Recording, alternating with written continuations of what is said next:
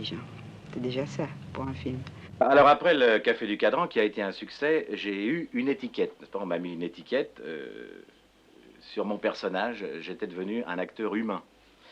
Oui, c'est très important ça, l'étiquette pour un comédien. Et c'est même dangereux parce que quelquefois on ne s'en sort pas. C'est un peu ce qui s'est passé dans mon cas.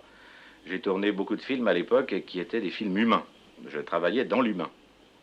Et ça ne venait pas de moi, ni des auteurs, ni des metteurs en scène. Non, ça venait des exploitants, c'est-à-dire des directeurs de salles qui disent aux distributeurs qui, eux, distribuent les films, comme vous savez, ces mêmes distributeurs le disent aux producteurs auxquels ils donnent de l'argent pour produire, Blier paye dans l'humain. C'était le moment où je payais dans l'humain. Alors on m'a fait tourner ces personnages-là. J'en ai tourné pas mal. Et puis après, j'ai été le mari trompé, patenté du cinéma français. Le Café du Cadran étant le premier film de cocu que j'ai fait, j'ai été le plus grand cocu de l'histoire du cinéma français. C'est à tel point, j'en ai la nausée, et c'est à un point tel que même si on me disait demain tu vas jouer le Misanthrope ou l'école des femmes, je dirais ah non, en aucun cas c'est un cocu, j'en veux plus. Vous voyez à quel point on peut être déformé par les inventions des exploitants, qui sont d'ailleurs des gens qui font leur métier, mais disons simplement qu'ils achètent de l'acteur et qu'ils vendent de la pellicule. Là, je crois que nous pouvons conclure. En somme, les comédiens veulent bien être confondus avec le personnage ou le rôle qu'ils interprètent, à la condition que ce personnage soit sympathique.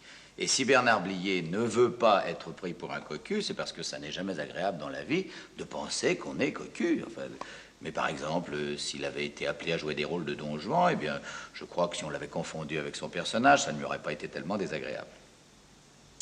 Il y a une chose que vous voulez certainement savoir, c'est si nos rôles, nos personnages, nous influencent dans la vie. Je m'explique, si par exemple le fait de jouer un assassin nous donne de mauvais instincts, ou bien au contraire, par réaction, nous rend meilleurs. Je pense quelquefois que si je n'avais pas été actrice, j'aurais peut-être été dans la vie un personnage terrible ou monstrueux. Car enfin, il y a quelque chose d'assez impossible et invraisemblable. Et